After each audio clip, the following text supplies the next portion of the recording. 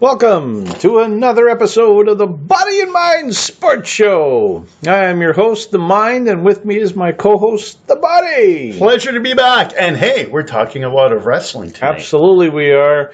Today it will be a mostly action-packed show directly from the Squared Circle. So we'll start with our usual NFL roundup. It was the conference finals this weekend. After that, we have our fight of the night. Tonight's topic is King James, is he a force for good or evil? And then after that, it's our wrestling extravaganza. We'll be reviewing last night's Raw 25th anniversary show. Then looking forward to the Royal Rumble this weekend on Pro Bowl and NHL All-Star Weekend. Good time for the Royal Rumble because I avoid both All-Star games. Absolutely. The Rumble will have the Sunday evening to itself. Zero competition. And as always, we will end our show with an epic and suck of the week. The moment we thought was epic and the moment we thought sucked this past week. So let's start off the show. Starting off with the NFL Conference Finals. We had 2 games this weekend. Or more like one game and an excuse for a game. Aha, that is very true. Let's start with the one game. Oh, yes. Which was America's team, Jacksonville, going up against the New England Pat Riots. Oh, the Pat Riots. Those wild and crazy guys. Not to be confused with the Ruby Riots, but the Pat Riots. So the Patriots, they won again, 24-20 over the Jaguars. You got to hand it to Tom Brady. You see what I did there? Hand it. Oh! Well done. Hey. Well done. What injured hand. Bah! That's just more Belichick trickery. There was no injury hand. There was no injury. Mind games. This is all mind games. People are going to buy into it, though. If you kill the mind, the body follows. Yeah. I never put much stock into that hand thing in the first place. No, neither did I. So, even though I never thought it was really that badly hurt, seriously, you prepare for Brady. Do you think you really do much different if Brian Hoyer comes in? No, you're just preparing for a much worse version of Brady. Who will probably still score like 30 points in that ridiculous Patriots offense. Yeah, it was needless. Yeah. This game proved once again that, because literally Jacksonville had New England down. The foot was on the throat. They just had to step on it, really. Fell apart when they got that delay of game penalty coming off the timeout. That's kind of when I saw it coming late in the first half. Yeah. The helmet was accidental, but that's when you got a call. That was incidental. The pass interference, you can debate it either way. But yeah, you can just see it falling apart there. Second half, I thought Jacksonville's game planning wasn't as good. New England always adjusts in the second half.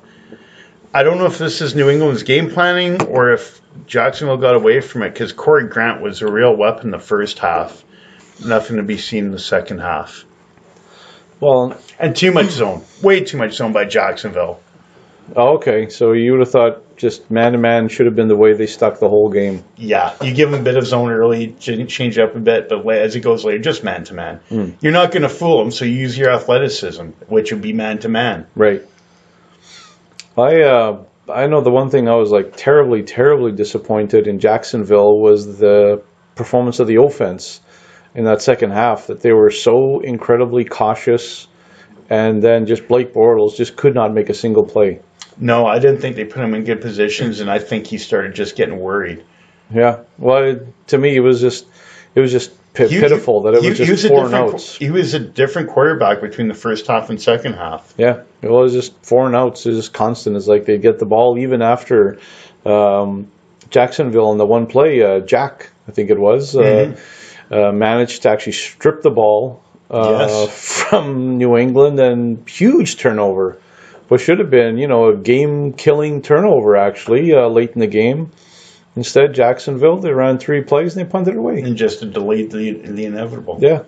As soon as that happened, when I saw the turnover happen, I figured, okay, this could be the turning point that turns it back into Jacksonville's favor, because New England was starting to kind of come back.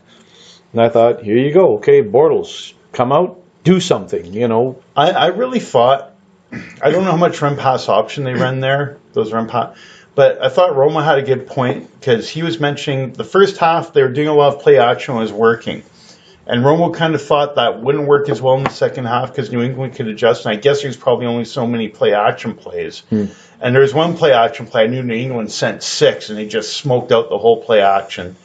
And Bortles not as good on second one. And I'll say this, in the first half, I've talked about how Bortles has trouble with those simple throws. Like, he was making simple throws, difficult throws. Like, he looked like a legitimate top-notch NFL quarterback in the first half. Yeah. Second half, I thought they should have done a lot more pass run option just to make it easier on him, even if you're gaining a bit, just to get some first downs and kill some clock and get some points.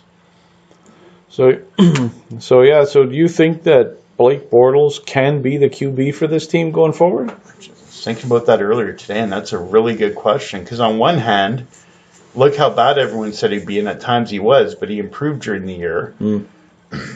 That second half kind of worries me, but at the same time, what else is there out there? It's one of those things. On one hand, I have my doubts, but on the other hand, you look at history. Remember the 2000 Ravens that won with Trent Dilfer, and then they thought the grass was greener and went out and got Elvis Gerbach the next year, and it was no better. Yeah. So I might be inclined. I don't know. I might be inclined to try Bortles for one more year. But it's pretty debatable. Like, do you go after a guy like Alex Smith? But what you have to trade to get him? Well, it's because I wouldn't want to give up the farm necessarily. Well, it's almost sounding like Alex Smith. Actually, is he still under contract, or is he a free agent after the season's over? I believe he's under contract. I believe it would be trade. Because all the talk I'm hearing is that he would just be available. Like maybe he's just going to be released. Maybe. That would be surprising, because the kid can't be under a big contract. I'm surprised KC would do that. Yeah, so I mean, there's definitely talk that, like, the 3 biggest names that people figure are going to be available are Alex Smith, Kirk Cousins, and Tyrod Taylor. So if those 3 are available, maybe Case Keenum, because no one knows what's going on with him for sure yet. Yeah, so are they better options than Blake Bortles right now? Would you give up on Bortles for any one of them? Well, here's the thing. I think Bortles has had a better off this year. Bortles has had a better playoff career than Kirk Cousins. Yeah. You look at Cousins in the playoffs and even big games to get in the playoffs, it's not very good. Interesting. So you're saying basically, yeah, the grass may not be greener on the other side. Exactly. Like, I'm not sold on Bortles, but I'm not sold the grass is greener on the other side either. Yeah, so given the options available, you would rather stick with Bortles for at least one more year. Yeah, if I was going to consider one, maybe Alex Smith, and that'd be the only one I'd consider of the group if he came available. Okay. Okay, good times. Yeah, there weren't any good times in Philadelphia. Unless you're from Philadelphia. Boy, if you are a Philly fan, you are one happy clown. You are. Otherwise, there was no brotherly love for anyone from Minnesota. A shellacking, 38-7. Philadelphia destroyed the Vikings. Just ran out of gas. Is that what happened? Shouldn't have run out of gas. Too much talent ran out of gas. Yeah, not sure what happened there. Though, you know what? Even though the week before when they won, Case Keenum wasn't bad, but he didn't look as good as he did in the regular season. I don't think he looked great in this game. And one thing I've told people, Xavier Rhodes is hurt for some key plays, and that hurts. The other thing, love the Vikings defense, but I made this point a few times during the year. I don't know if I've made it on the show. Great defense at home, good on the road. They're not bad on the road, but that defense hasn't been as dominant on the road. Yeah, their reputation's really been at home in my mind. Actually, you made that point in our last show when we did the preview of this very game, that you had your concerns that the defense on the road, not the awesome crushing death powers of pain that it is at home. No. So were you surprised, though, that Philadelphia actually pulled this one out? I wasn't surprised that they won. I thought it could go either way. I took both underdogs straight up last week with the thing that because I thought one of them could win. I didn't know which. That'd be a bit of a profit. Surprised it was a blowout like this, though. I expected a close game. Yeah, I did too. I actually thought for sure they were going to win this game. They seem to be so hot, and given that miraculous late game throw and catch against the Saints, I figured they were the team of density. Well, speaking of density, and because teams that usually have a big play like that usually advance all the way. Yep. But the record, I don't know if it's in a certain temperature or just outside, and I can't remember the exact stat, but I believe now, maybe it's conference championships. Dome teams going outside in the conference championship are like 0-10 or something. Well, there you go. Yeah, that's right. I think they're 0-10 now. I remember seeing that stat. Yeah, it was 0-9. Yeah, now we're at 10. And also, the other record that unfortunately stays perfect is teams hosting the Super Bowl aren't going there. Yep. So it was like, for as wonderful as being the host city of the Super Bowl is, not so good for your actual home team. Fun for you, the fans, but not good for if you're a fan of the home team. Will be interesting Super Bowl week, even though Minnesota's not in it. Even though Carson Wentz is hurt. Since he's kind of from the area, North Dakota, how many Carson Wentz jerseys are at the Super Bowl? I would think tons, yeah. I would think the place would be littered with them. Pretty much all of Fargo and Grand Forks will probably just empty out for Super Bowl weekend. So there you go, folks. Anybody living in that area, big sales, because retailers will be desperate for customers over that weekend, assuming they're even open. And even though he could be Super Bowl MVP, there could be a good discount eventually on Mick and Foles jerseys. Oh, with bitter irony. Hey, you won the Super Bowl. Now get out. Hit the bench, kid. Back to the bench. So we got us a New England and Philadelphia Super Bowl. Intriguing matchup. We'll be reviewing this more next week's show, but initial thought. Hard to go against Brady and Belichick. Yep, same thought here. That would be number 6 if they win. Yeah. And they're going with the white jerseys, which they're their lucky jerseys. They're 3-0 with them. The sneaky Patriots, how they've already managed to pull that one over on the Eagles. Belichick. The true Dr. Evil. All right, well, that is the... I watched a bit of his press conference from after the game the other day, too. Oh, nice. I think someone asked him about Brady's toughness in his hand or whatever, and... he just kind of looked at the guy, and then, we're not talking about open. Yeah, he's a tough guy. We know that. We're not exactly talking open heart surgery here. Belichick. Yeah, oh my Lord, that guy's awesome. Even when he just gives the dust there. Oh, sweet baby Jesus, that is gold. He's a man. It's not like we're talking open heart surgery here. Oh my Lord, pure classic. Right on, Belichick. Well done. So yeah, I guess we're on to Minnesota. I don't know if you if you're not cheating, you're not really trying. Yeah. We're on to Minnesota. Yeah, we're on to Philadelphia in Minnesota. Yeah.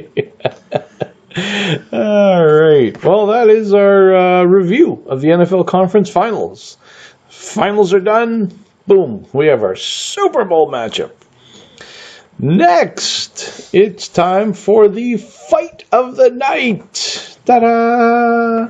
Oh, it already snuck up on us. I'm so used to it sneaking up on us a little bit later. Oh, no, it is But I here. guess we have to get into our big fight before we talk. Absolutely, like it or not. Before we talk wrestling and other kinds of fighting, I guess you would say. Exactly. This is the prelude to the rest of the fighting that's about to happen. So you might as well just touch this off right here. Yep. Woo! Let's get it on! Let's get ready to rumble! Today, we will be talking about King James. LeBron James himself, is he a force for good or evil? I will go on the good camp. LeBron James, He has been a champion everywhere he goes, all the way from high school to the NBA. He was so good, he even just outright skipped college. Don't even need that. And went to the NBA, won the championship 3 times, made the finals 8 times in a row. He is a 4-time NBA most valuable player. He even won like 2 gold medals in the Olympics, which is near impossible for the U.S. basketball team. You mean nearly impossible for them not to do? It's Olympic glory. He is a 13 NBA All-Star. He has won with 2 different teams. He's taken the Heat, a moribund franchise, and taken them all the way to the finals, won 2 championships. Oh, I nearly spit out my drink when you said that. Went to the finals all 4 years he was there, came back to Cleveland, took that pitiful excuse of a franchise, rescued them from Brooklyn Nets-like status, and brought them right back to the NBA championship in year 1, won it in year 2, and he's going right back there again this year. To lose it again. Oh, yeah, because they're going to beat Golden State. Of course they are. Oh, man. Okay, so... They got the greatest player in history, even better than Michael Jordan. Whoa. Whoa, boy. LeBron James, a force for good. Okay, let's get this straight. Yes. The guy's a fantastic player, the best player in the league right now. Yes. Force for good, he's done some good things. I'm All not going to say he's completely, totally evil, but let's get this straight. We're going to get to this later. The self-high-five tonight, congratulating himself on 30,000 points. That's coming. That's coming. I mean, come on, man. The passive aggressiveness. LeBron is a GM. He's had one good year as a GM. They won the championship, but I mean... I didn't even mention that. He's even the GM of the Cavaliers. Of course... And by the time he's left there, the team will be destroyed, because that's what LeBron, the GM, does. Destroys teams he's leaving. And let's talk about his time with the moribund Heat, where he joined Dwayne Wade, who had won a championship without him, and an older Shaq, and Chris Bosh. And they didn't win 6, not 7, not 8, but 2 championships because they fell well short of their goal. And one year, even losing as a favorite, which you'd never see Jordan lose as a favorite. They lost what? You mean it was the Dallas Mavericks? Oh, yeah. It was what? It was LeBron. It was Wade. And it was Bosh. And they lost to an aging Dirk Nowitzki in a series. They made fun of him during a press conference. Good job. Force of good. Force of failure. Thanks for coming out. Great career. 3 championships. Can't deny it. Been to 8. Not the greatest of all time. Dial it back. And getting to 8 in the East is probably like getting to 2 in the West, because the East is a joke compared to the West. Have you know Dirk Nowitzki was a beast that year? It might have been the last year he was a beast. NBA MVP. He was a demon. He couldn't be stopped. But not by Dirk 3 Nowitzki. Stars, including the so-called best of all time, should have been able to stop him. Dirk but Nowitzki, no, he couldn't do it. By himself would have defeated the entire Golden State Warriors for the last 3 years. By himself. Yeah, but if LeBron's the GOAT, because you're the greatest of all time, Chris Jericho was the GOAT. Well, Chris Jericho would have whipped them all. And some Muhammad guy. Ali, him. Cassius, Clay Ali. Yeah, there you go. Yeah, he's a good kid. He tried hard. Yeah, he tried hard. He's all right. Boxing guy, I think. LeBron, a great career, but dial it back. Dial it back. Oh, this is crazy talk. And as great as he is, it's LeBron the GM that bugs me more. Oh, the LeBron the GM. Not only, this is the crazy thing, not only is he like a promoter, he is a player, he is a general manager, he's even the coach. I don't think the coach even really coaches any. It's LeBron. Oh, no, I'll give you that. Yeah. So really, and I'm pretty sure he's got to be part owner of the team. So no, because him and the owner don't get along. So really, LeBron is kind of like the five-time NBA champion. Well, actually, no, he's the five-time NBA championship loser. Do the math. 8 subtract the 3 he won. Five-time finals loser. Promoter, player, coach, GM, owner, 5-time champ. Lack of finish, 5-time loser. Oh, you will be eating so much crow in 6 months from now. Well, because they'll be 6-time loser. When Cavaliers will be hoisting their second NBA championship and King James with his 4th title reign. Yeah. It's not happening. Start fitting him for the belt. Start fitting him for his plane ticket to wherever place he's hopping to next. And I actually wouldn't blame him for leaving Cleveland in this case. As he becomes the future 6-time loser. Has he taken his talents to somewhere else now? Be a good question. Maybe he stays in Cleveland, but I just don't see him ever win. If he wants to win again, I wouldn't say he shouldn't stay in Cleveland. He's brought them their first championship in any sport for forever. He hasn't. He's earned the right to leave if he wants. So is he going to join the gang over in Oakland? Everyone talks LA. That would be, actually, as much as I would take everyone off, that would be hilarious. That would be kind of hilarious. I would, how hard I would laugh? Because then we'd have, let's count them here, Draymond Green, Curry, Steph Curry, Thompson, yeah, Durant, yeah, and then LeBron. Yeah. This is your starting 5. And then Iguodala off the bench. Not bad. And then other good role players off the bench. Because realistically right now, I don't know what kind of salary cap issues that Golden State has. None really, because everyone took cuts to stay. Durant took a cut so they could afford to keep everyone. That's true. So, I mean... That's another thing. Would LeBron do that? There's a thing. To have the super team in the Golden State. super team. The super duper duper team in Even Golden as old as that team would be in a few years, that team might be able to win 6, 7, or 8 if they got together. If they got together... They'd roll out in 8 years in wheelchairs and still be better than everyone else. There's the thing. Would that team be able to win 82 games, no losses? Is there a chance they could actually lose a single game? I can't see them losing a game. With that, assuming no injury... No, guys would get nights off. Guys would get nights off. Yeah, but even with nights off... They should win 82 games. I would predict... It's probably not going to happen, but it'd be hilarious if it did. But let's just say for giggles it did. I would predict 70... It's 82 games, right? I would predict 77-5 in a championship where they didn't lose in the playoffs. Okay. Yeah, definitely the playoffs. Yeah, I could definitely see them just... Coasting. No one's done coasting all the way to the end. No contenders at all. I'd say 77-5 or maybe even 79-3 or something insane. I think that would be their goal, would be to have the ultimate undefeated season. Undefeated regular, undefeated playoffs. It wouldn't be impossible. Because that would be impressive. Oh, that'd be beyond impressive. I would cheer for it. I would cheer for it. I would absolutely cheer for it. I might even bet on it. No, I was going to say, if there's a prop, I'd be on it. So, LeBron James, win one more championship in Cleveland, and then join the Golden State Warriors.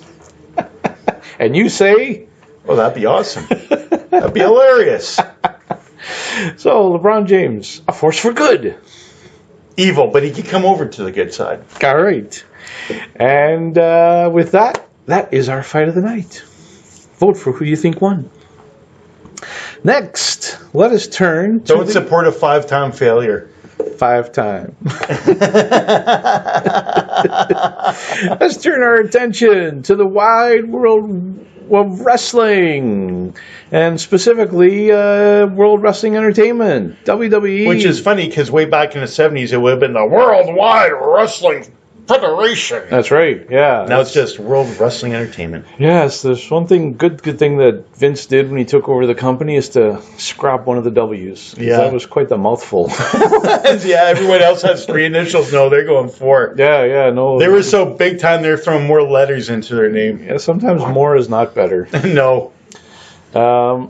So this week we've got 3 big topics, actually. One actually just arriving today, an unfortunate one that we'll start off with. Enzo Amore.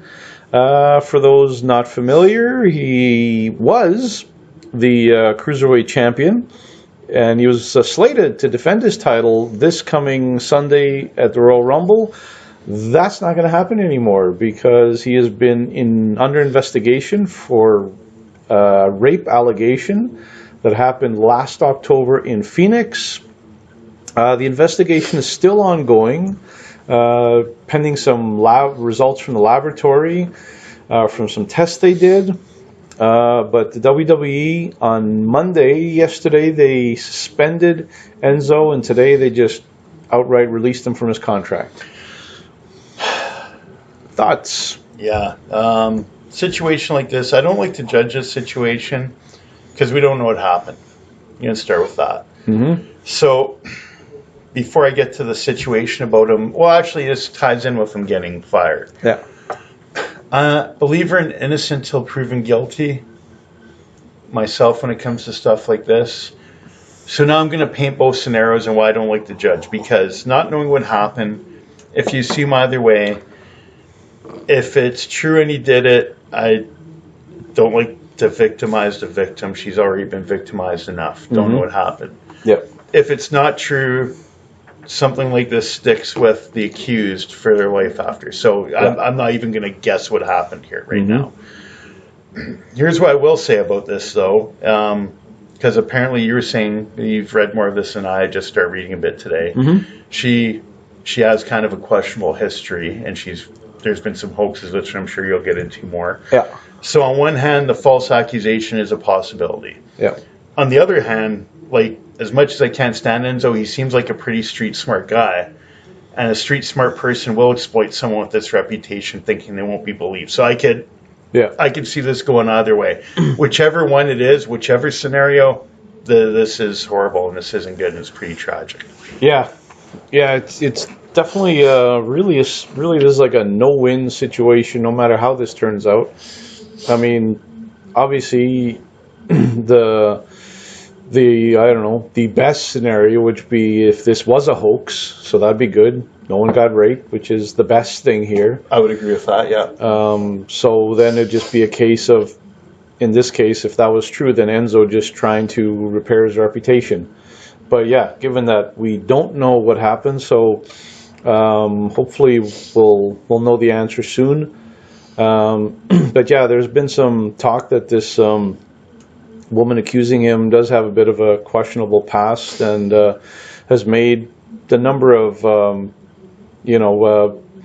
don't know how you'd put it, but off the wall remarks on Twitter. And 2 years ago, apparently, she faked a pregnancy, possibly in an attempt to, either try to keep a boyfriend or blackmail for money. I don't know the details of that one, but I heard that that's one of the things that apparently people are saying about her.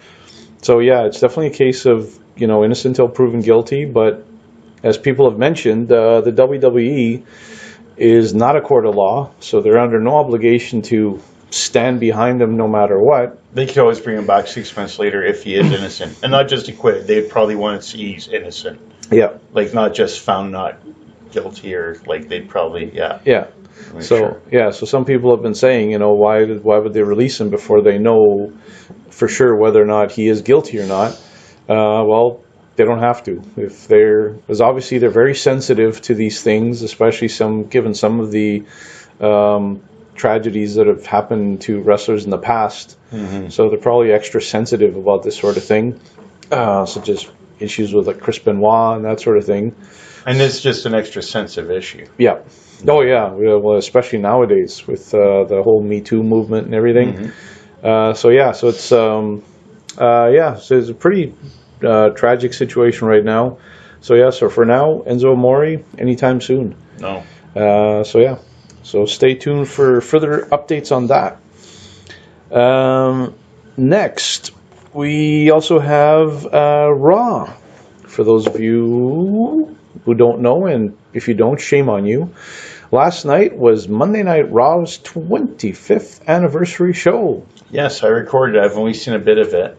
And so I'm sure we get into, I've watched a few clips, but yeah, it doesn't sound like I missed much until I watched the recording or even watched much of the recording. Yeah, it was. I watched it and I was expecting a big, huge extravaganza because usually that's how the WWE does things. They put on a big show for these. And I was expecting to see a lot of like former wrestlers show up and maybe have like one last match, something like that. Or even something where they do their finishing move, kind of like the Stone Cold thing with the McMahons. Yeah, something. But we really didn't get a lot of that. I would rate it as a disappointing show for sure. They had two locations where they're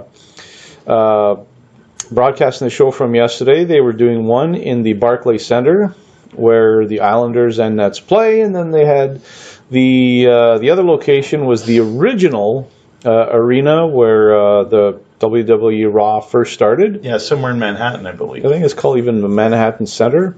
It almost seems like kind of like an old school opera house. Actually, kind of like a really neat place, almost like where ECW used to have their matches, like a small place like that. Man, after all these years, I still miss ECW. Yeah, so it's like a good, intimate environment. But yeah, the one surprising thing is that the fans in the Barclays Center, they were pretty amped up for the evening. But I found that the fans in the Manhattan Center were not that into it. They're pretty low key, and I can almost understand it because they didn't really get much action. Well, I don't know if it's true or unfounded, but there's talk online that Jerry Lawler fell asleep at ringside last night. Well, I can even believe it because when I first saw in the beginning of the show, because they went to the two locations, and at first I thought, oh, okay, maybe we're just going to have all the matches in the Manhattan Center in this small arena. I figured that'd be great, kind of like a blast from the past. Go old school and do the entire show there. But they didn't. They literally did two matches there. They did Bray Wyatt versus Broken Matt. And we're going to talk about Broken Matt a bit later. Yeah. Broken Matt, Woken Matt. Woken Matt, yeah. I guess he's woken now. That's right. He's broken in Impact. Broken was better. Yeah. We'll get to that. And the other match was... why can't I remember that tag team? Oh, Gallows and Anderson versus the Revival. Revival, that's it. I don't know why they're such a good tag team and I can't remember these guys' name. It's like all I think when I see them is no flips, just fists. Great t-shirt. So yeah, the Revival made their return to the ring against, basically let's call them the Bullet Club. Yeah. Gallows and Anderson with Finn Balor in their corner. And so yeah, the Japanese friends kind of getting back together again, and it was a okay match, but it didn't last very long. It's kind of I don't know, almost seems like a real quick kind of a squash match. Yeah. Literally, it was. I hope that's not a sign of things to come for the Revival. I hope not. I mean, they were in NXT. They had among the very best matches, and they seem like they were off to a really good start before injuries. Yeah. The injuries that they dealt with were like horrible timing. Like as soon as they arrived up in the big show, boom, they're done. So hopefully this is just a blip.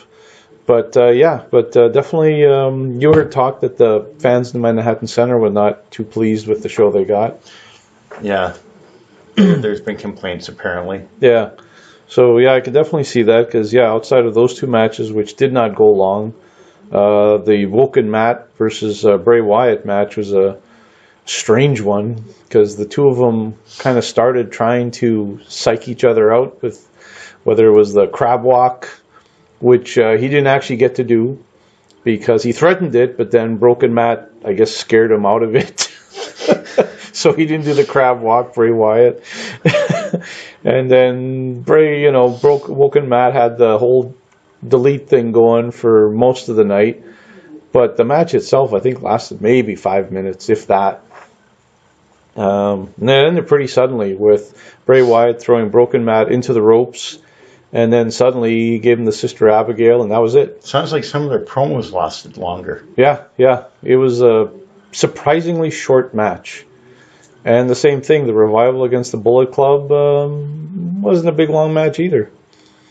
And outside of that, the folks in Manhattan Center, I mean, they got to see the DX reunion, but he wasn't really much there. It was just a lot of talk. Mm-hmm. And a lot lot of the show was actually like that. There was a lot of talk from some old wrestlers. They'd make just a quick cameo, say something, and then that'd be it. Maybe show a highlight. The only real positive highlights of the evening was definitely the beginning of the show when Vince McMahon came out. First time we've seen him in a while. He was in the ring with Stephanie and Shane. And then Stone Cold came out. After last night's show, a plaque was all he deserved. And that's a plaque is all he got. Yeah. A plaque? All he gave me was a plaque. That's all you deserve after last night. A plaque. That's all you deserve is a plaque. And yeah, Stone Cold came in and he looked like he was going to stun Vince McMahon, but no, instead he stunned Shane McMahon. It was a rather good one. I haven't seen anything. It was it was a yeah. Well, yeah. Give us the lowdown. Yeah. So Elias is walking through the back. Mm-hmm. I was walking with Elias. I was walking with Elias. Everybody's walking with Elias. And then you see someone, and then just as you come in the camera, he sees Chris Jericho. So Jericho looks at him, mentions a comment about, I see you have the scars and the guitar and that. Oh, I wrote a song about you. Can I borrow the guitar? Elias, of course. No. Jericho, of course. That's fine. I brought a guitar. I got my own. And decides to sing a song that, the chorus kind of rhymes with list, with gist in that. Mm-hmm. And then he eventually put you on the list. And they're laughing together. Elias is relieved. Then all of a sudden, I wasn't kidding. You're on the list. And the place lost their mind. So, vintage Chris Jericho. The guy who keeps rediscovering himself. Yeah, and Elias is now on the list. He is. And his scarves, too. And his stupid scarves, stupid scarves. Straight. And, of course, at one point, he even got called a stupid idiot. Oh, well. Of course. That in itself is an honor, actually. It is. It's not even an insult anymore. No. You should be, thanking him for that. Yeah, definitely a big-time highlight. Chris Jericho never disappoints. Came all the way back from Japan to give us this golden moment. Speaking of Japan, one of their best exports we've seen in a number of years, Asuka. She was in a 4-on-4 women's tag team match, along with Bayley, Sasha Banks, and Mickie James. And they took on Absolutia, Alicia Fox, and Nia Jax. So the good guy team won. So basically Sasha Banks pinned Foxy. Mm-hmm. But the best part of this match was actually at the end when the 4 good guy women were all celebrating. You had Mickie James, best ass in all of wrestling. Ass forgives all. She was up on the top rope celebrating away, and Asuka grabs her former teammate from about a minute ago, throws her over the top rope. Well, the ass may forgive all, but Asuka didn't forgive the ass. No, she did not. She threw that ass right to the floor with no mercy. And no forgiveness. And then she went out and grabbed Bayley, beat her up for a bit, threw her over the top rope. Sasha put up a bit of a fight, but she too, in the end, also went over the top rope. When you mentioned this to me earlier, because I didn't see this part of the show, I thought this would be a great angle 1 year before the Rumble. You have some just completely unhinged, off-the-hook character going into the Rumble. And they should actually do the same thing, maybe they're throwing out opponents or their tag team partners after a match. They go into a spree of throwing out people. And then looking at the camera after they've thrown everyone out, they should be like, I'm so unstoppable, I can't stop myself, and then throw themselves over the top rope. That would just be awesome. That would be the money shot. That would be, I'm so unstoppable, I can't stop myself, and then eliminate themselves. Throw myself over the top rope. Nobody's safe at the Royal Rumble. Not even me. That would be an angle. That would be an absolute classic moment. I don't know why Asuka didn't think of that. It's throw yourself over the top rope, crazy person. So that was actually an unexpected and fun way to end that match. And the other highlight as well from the 25th anniversary show was actually the Intercontinental match, Roman Reigns and The Miz. And surprisingly, The Miz got his title back. Ring awareness. All ring awareness. It's very important that when all else fails, get rid of one of the turnbuckle padding and smash your opponent's head right into that cold, unforgiving steel. That's right. Not just as it's unforgiving, it hurts too. Oh, yeah, that too. Yeah. And it kind of, sort of knocked out the Samoan wrecking machine. Yep, he left without a bite and without a shiny title. So Roman Reigns' title reign is over just as quickly as it began. And it was awesome! I came today!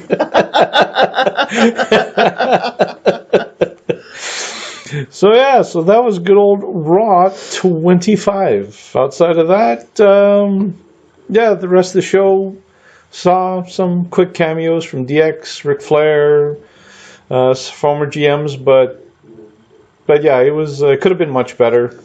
Before we do our next thing with the Rumble, I kind of want to discuss Woken Matt Hardy's misuse. Yep. And I'm not really surprised because I always have concerns how Vince McMahon's going to use an Impact. I thought the Broken Matt thing was just awesome. There was some edge to it in that.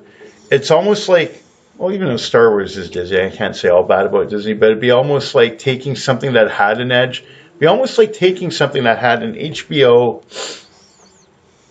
Netflix kind of edge, even though there wasn't swearing in it, and now moving it over and like putting it like on a CBS or NBC or something or ABC.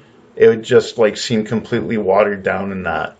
And there was always a comical kind of angle, but there was edge to the comedy. Yep. Now it just seems like kind of a silly comedy. It's not working for me.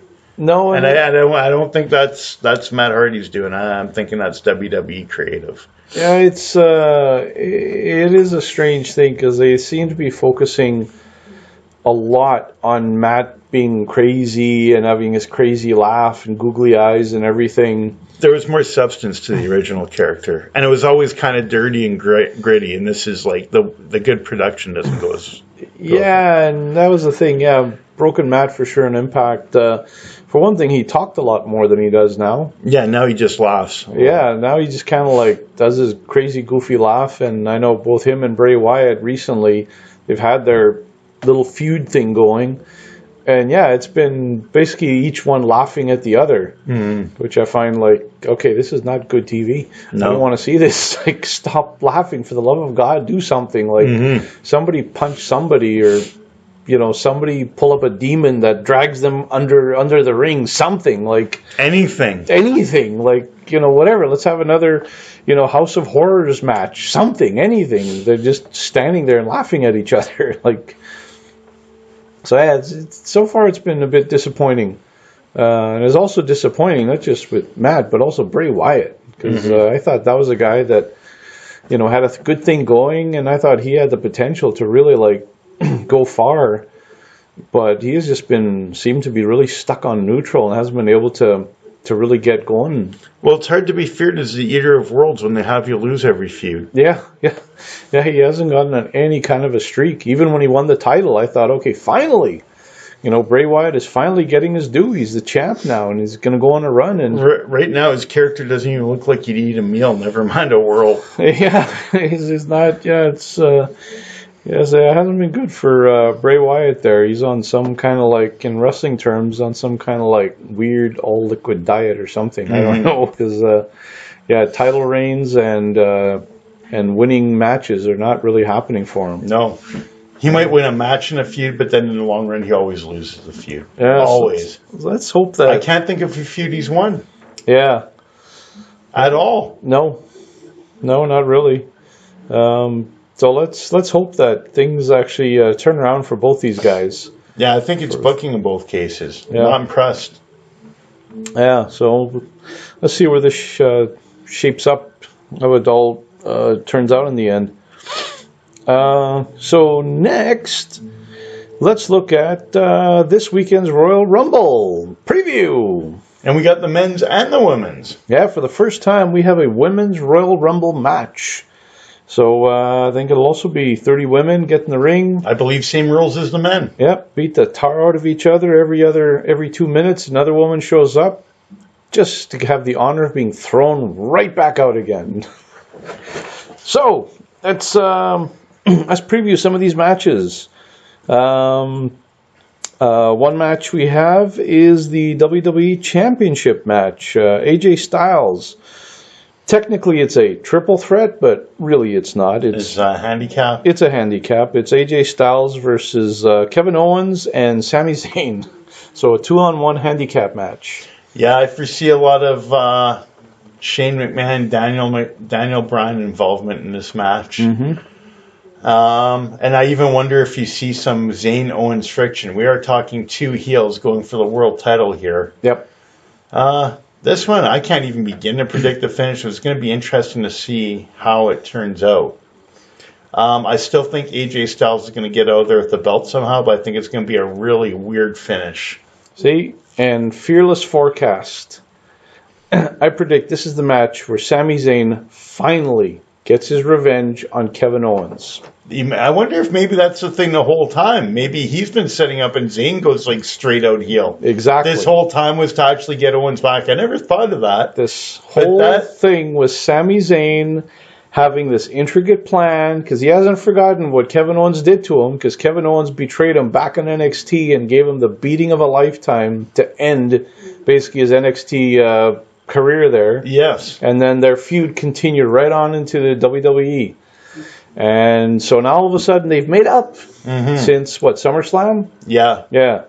So since then, Sami Zayn's been helping his former buddy, but I'm not buying it. I'm not buying it because they are heels. And Sami Zayn has not forgotten what Kevin Owens has done to him. Kevin Owens has given him some world-class beatings. And I think this is the time when the two are going to be buddy-buddies, going up against AJ Styles. But in the end, when AJ Styles is going to be in a bad way, and Kevin Owens looks like, I'm going to go pin him, get the title, that's when Sami Zayn is going to strike.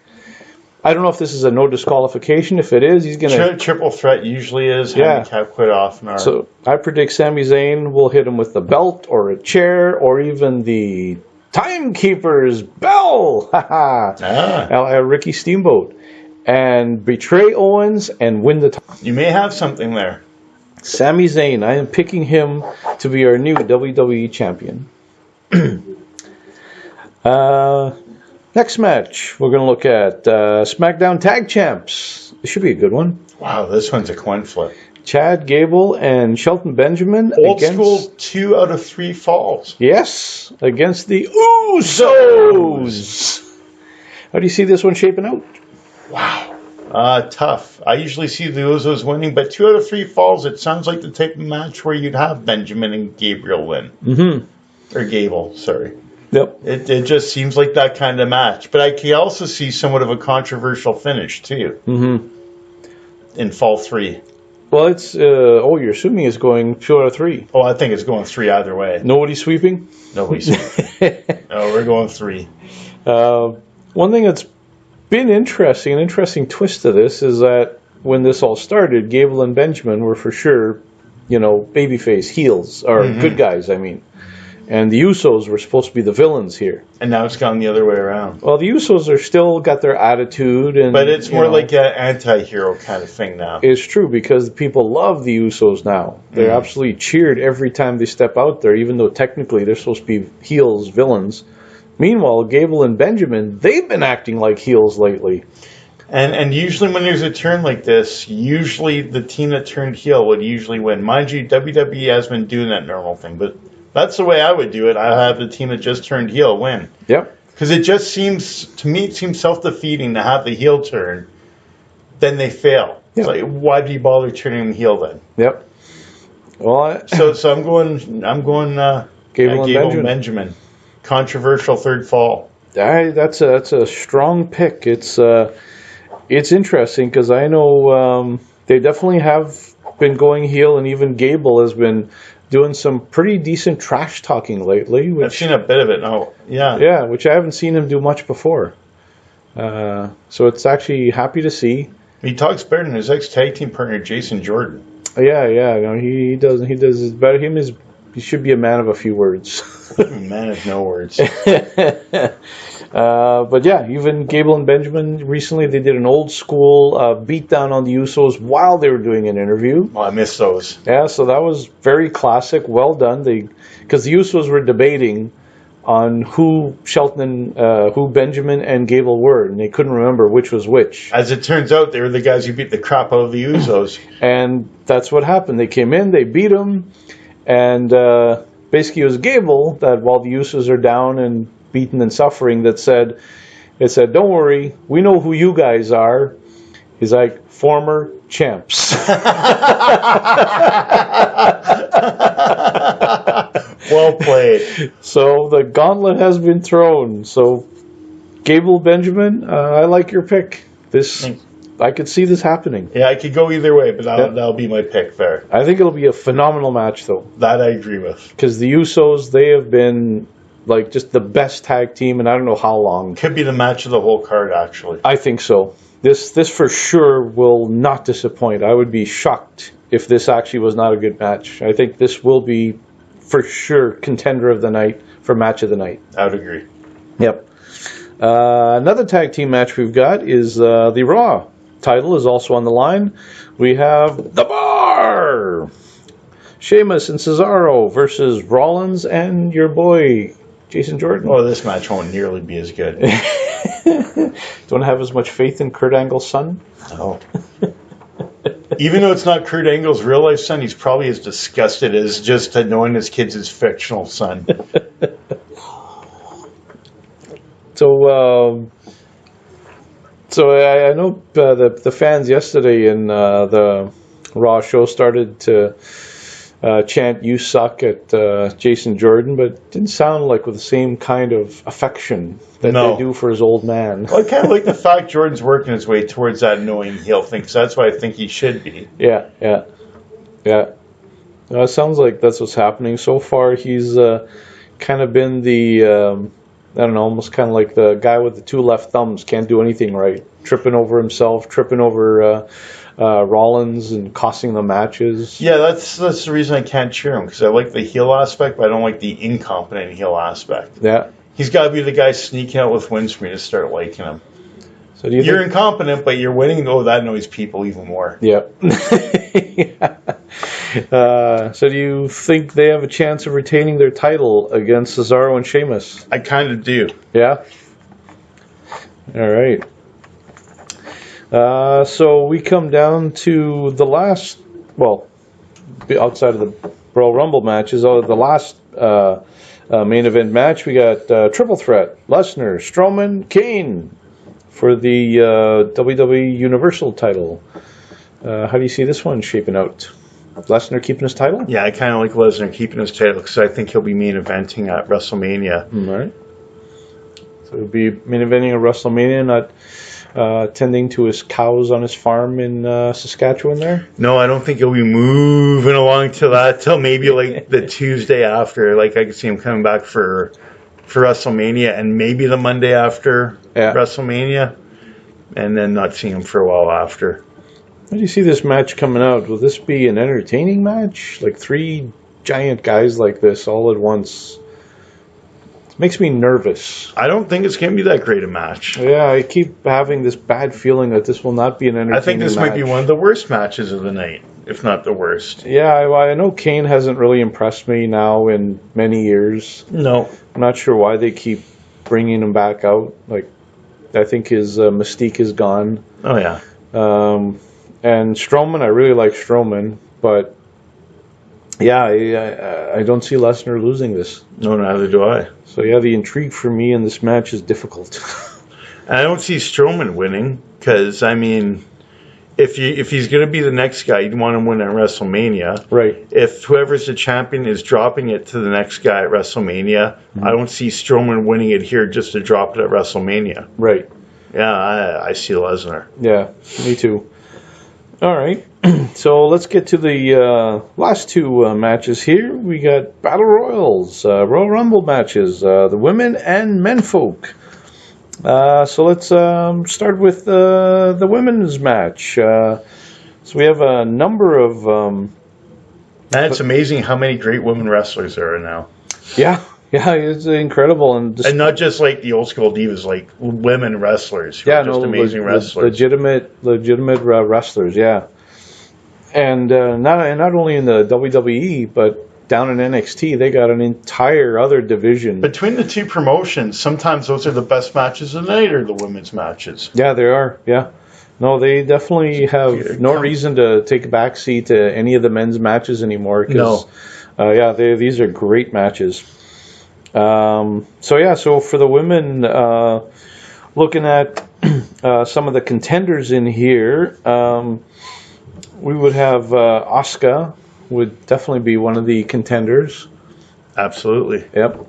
She basically dominated NXT, left that promotion without suffering a single loss, left it as the champ. You never see that in any of the championships there. Yeah, so she literally just handed over her title when she left NXT to join Raw. So definitely a strong contender. And you know she's ready for it, given the fact that in the anniversary show, she already turned on her own teammates and threw them over the rope. Yeah. So she's ready for the Rumble.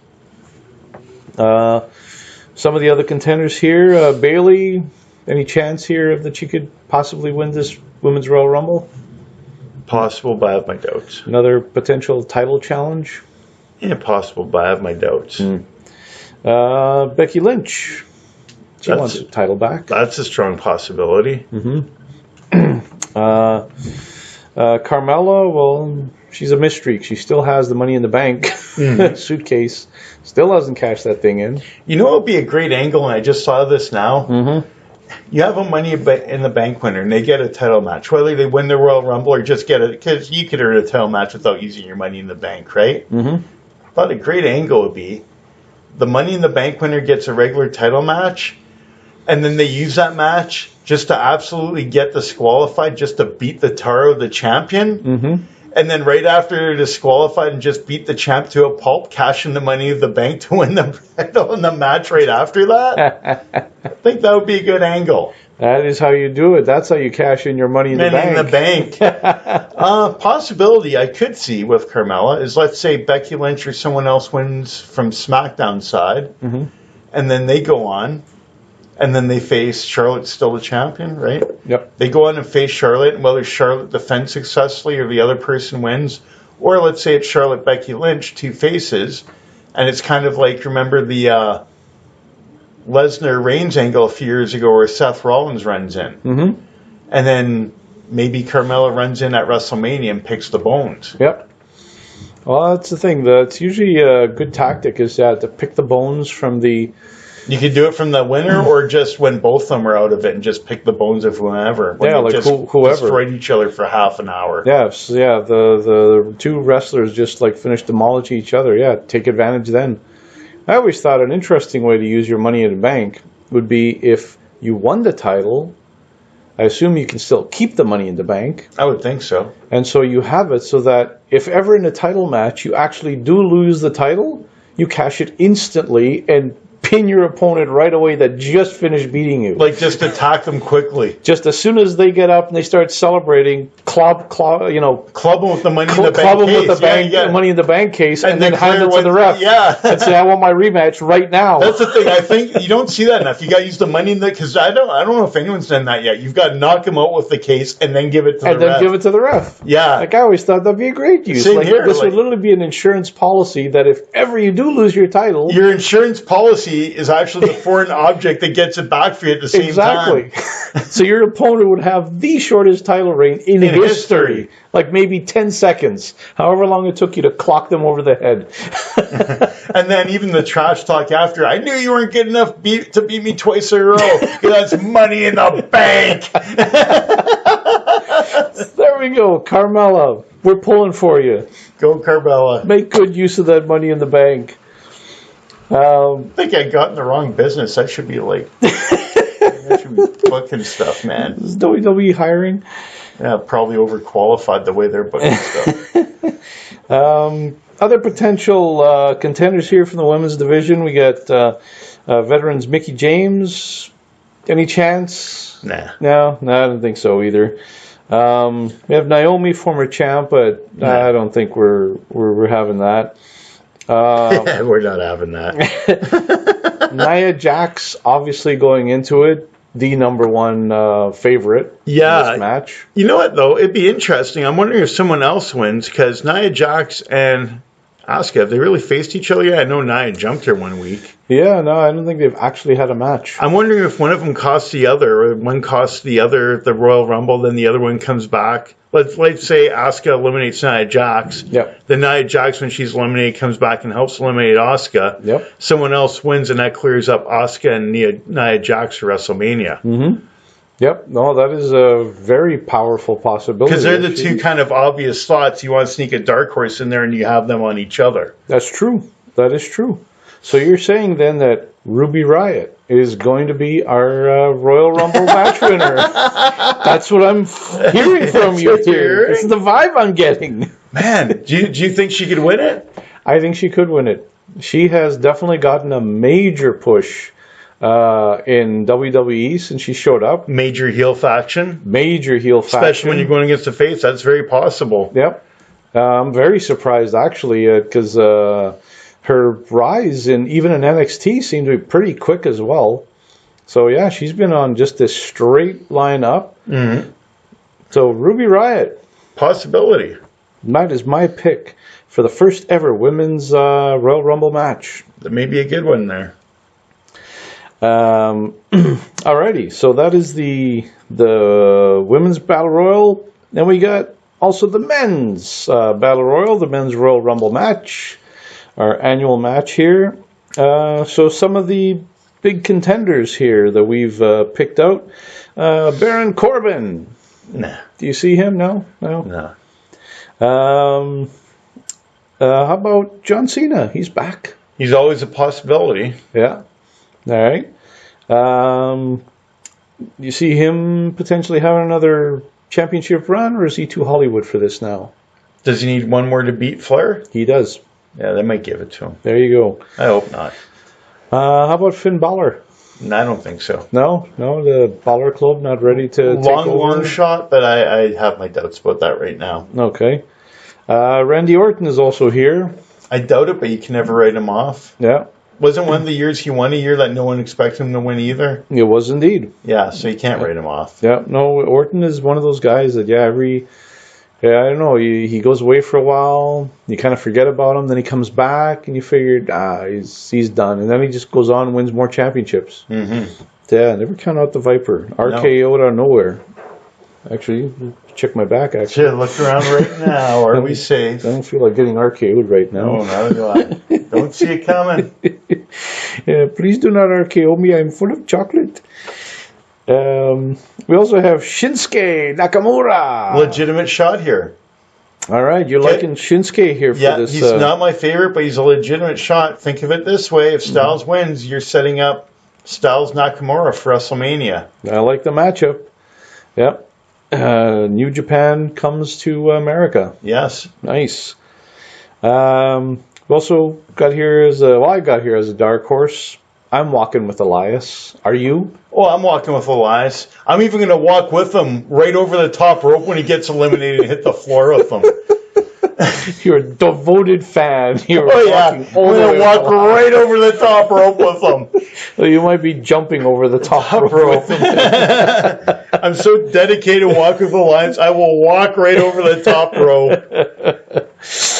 All right. Fall over and hit the floor with them. Obviously, and then get up and walk back down the aisle with them. Obviously, we know your thoughts on his chances of winning this. We're both walking with Elias. I'm just more dedicated about this. How about The Miz? Our new IC champ is entered into this match. The fact he's the IC champ makes me say no, but I wouldn't write him off. I consider him a dark horse. All right. So Miz also is a potential dark horse. And outside of that, for the rest of the competitors, we don't really see much chance of them doing anything. However, we have been contemplating surprises. Yes, and one surprise we have contemplated is that Lesnar wins the title match earlier, and then Braun Strowman just decides, screw it, I'm going to enter the Royal Rumble, win that, and go one-on-one with Lesnar possibility. At WrestleMania. Yeah. The other one, because we haven't seen this guy entered yet, that when we've looked, I kind of think Roman Reigns is going to be in it, and Roman Reigns is going to win it. And he just happened to lose the Intercontinental title in time to go hunting for the world title. Yeah, so he's title free at the moment. Universal title, yes. Yeah. That's very true. And that's my prediction is Roman Reigns. It's a pretty good prediction because, he does not have a match, not that we know of anyway, unless they've got something scheduled for him on the pre-show. It's a pretty sad idea for a surprise of not having him in there. Yeah. Oh, that's really going to shock everyone. Hey, look, everybody. Roman Reigns is in the Royal Rumble. Do you think he might get booed? Yeah. One or two? Where is it this year again? It's back in New Orleans again. Yeah, New Orleans. Yeah. They just had it, 2 or 3 years ago, didn't they? Well, I know they had it, in 2008? No, they had it sooner, because remember... They've had it since? Well, remember the Wyatt Cena match? Wyatt had the crazy entrance with the Haitian thing. Okay. Yeah, that was New Orleans. The voodoo thing. Well, obviously, Nolans loves their WrestleManias. Mm-hmm. Okay, so that's definitely two of our surprise entrants here, Strowman and Reigns. Chances are there might be someone else, possibly even some other promotion that we're not even seeing coming. Be interesting to see if there's any real surprises this year, because last year badly lacked for surprises. Yeah. Sometimes there's someone from another promotion, or there's a legend who just comes back for a guest appearance. We didn't really see that last year. Just had a thought. What's the thought? New Japan Pro Wrestling Wrestler of the Year. Okada? He's still champ. Okada? Could he be coming? Or Kenny Omega? I doubt it with either one, but that would be amazing. Could we be getting, or even Naito? How about Jericho? Jericho himself. There's 4 more names from New Japan that I think are a strong possibility. Especially Jericho, yeah. If Okada showed up, I think the place would lose its mind. If suddenly he became to the WWE. I really have trouble picturing that one, though. I do. It's definitely a long shot. But boy, if you want major newsworthy, like blowing up the internet type stuff, that would do it. Him or Omega would. Omega it'd be over. Kenny Omega would be a massive over. So keep your eye out on those. And actually the last one as well is Samoa Joe, currently injured, has a foot injury. They're not really specifying what it is. So he is up in the air. Hopefully he's in. Yeah, hopefully he's in. But yeah, it's unknown. Sounds like it's a pretty serious injury, and he could be out for not just the Rumble, but actually much longer than that. So stay tuned. And that is our wrestling review for this week. So the last segment, as always, is our Epic and Suck of the Week. Moment we thought was epic, and moment we thought sucked. Buddy! Well, my epic like of the week, and I heard about this earlier in the year, and I forgot all about it. Chris Long, defensive end with the Philadelphia Eagles, has been playing for free this year. He's been donating all of his game checks. So for the first few weeks of the year, he gave away his first 6 game checks to fund scholarships for students in his hometown of Charlottesville, Virginia. That's where I believe there was a massive shooting there last year too. Is it Charlottesville? Okay. Yeah, so he's donating game checks for scholarships there. And then he's used his final 10 game checks of the regular season to launch Pledge 10 for Tomorrow, a campaign that it promotes educational equity and opportunity for undeserved youth. That's got to be a mistype. Undeserved youth. How can you be undeserved youth? Underserved. Underserved. Okay, I was like, yeah, you're not undeserving. That's just rude. You don't deserve this money, but I'm giving it to you anyway. Underserved. Thanks for the catch. I was just looking at it like undeserved. Hey, a week late and $1 short. A week early. A week early. We haven't done it for a while, so we're making up for it now.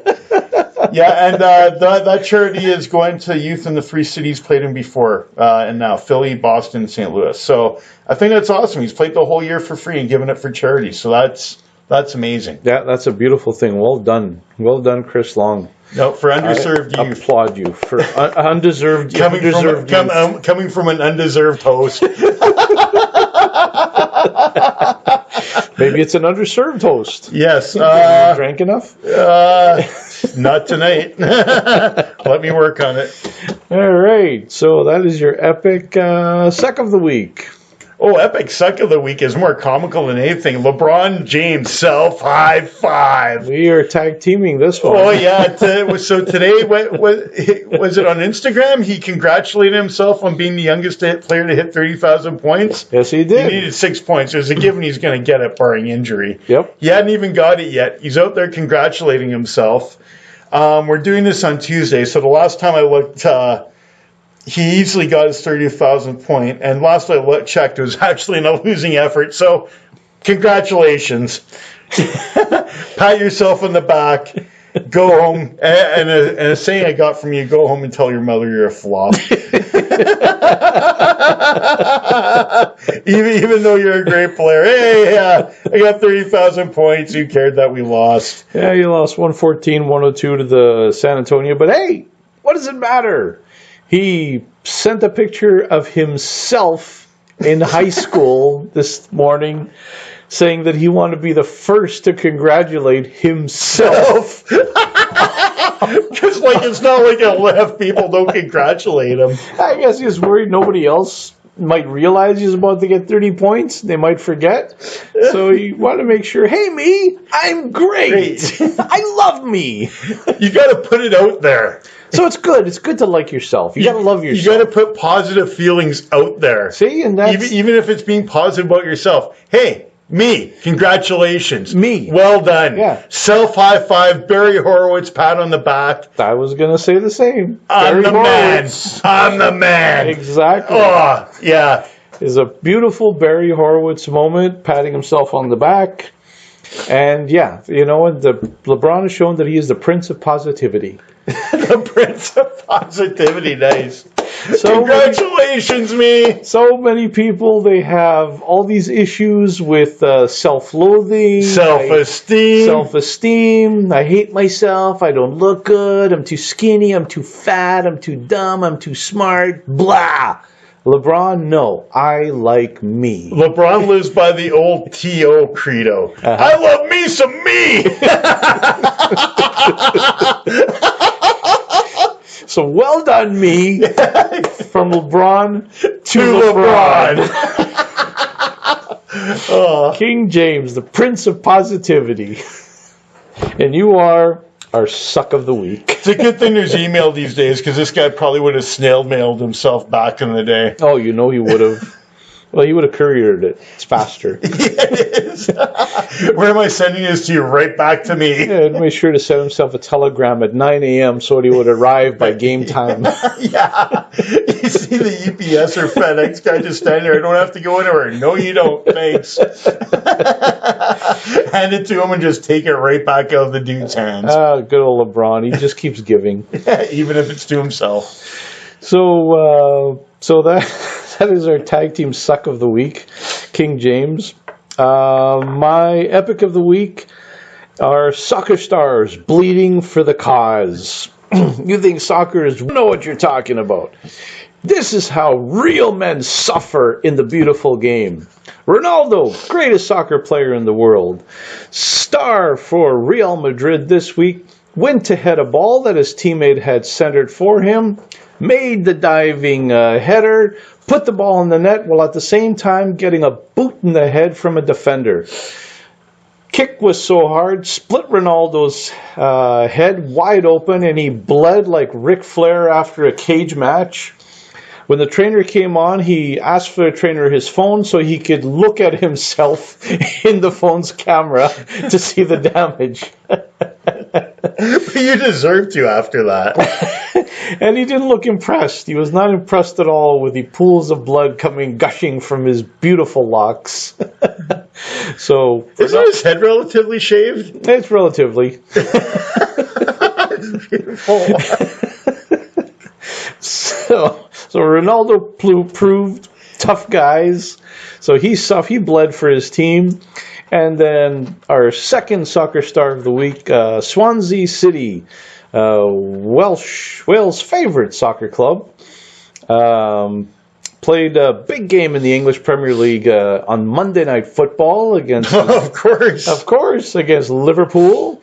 And Swansea, actually the worst team in the English Premier League, came up with a huge 1-0 victory over Liverpool. But during that goal celebration, Swansea player Federico Fernandez, great name.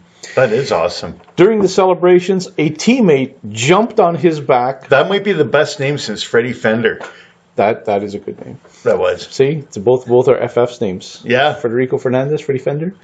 Well, Federico was celebrating with a teammate. A third teammate came, jumped on Federico's back, causing Fred's head to bonk against his teammates, which causing Federico's nose to basically break. So he caused his own teammate to break his nose by headbutting another guy.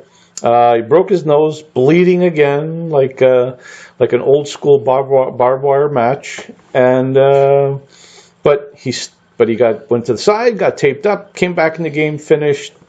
Federico, you're a tough guy. Well done. You have bled for the cause. You're a tough guy. See, you can take a shot like that. You see? Yeah. See, shots in the nose, it don't matter. See, I don't have to tell myself how good I am because I'm a real tough guy. See, tough guy. See, tough guy. See how it goes. Yeah. So, soccer stars bleeding for the cause. You're my epic of the week. Well deserved. And with that is another show of the Body and Mind Sports Show. Remember to like and subscribe to our channel. Body, thanks again for another great show. Thank you, and I want to congratulate both of us on coming back to do another epic show next week when we do. Absolutely. I'm going to send out a picture of us what we look like when we did our very first show. Which is about the same as you look right now. Oh, so much has changed in 3 months. So much. A whole year has passed. I even bought new socks at Walmart. Hey, I bought new socks. See, so much has changed. So much has changed. Congratulations, us. For next week's show. Well deserved, of course. Pat on the back, self high five. I'll even high five you. I'm even high fiving you. Oh, amazing. Barry Horowitz. Eat your heart out. Oh, yeah. So, that has been another edition of the Body and Mind Show. Thanks for listening.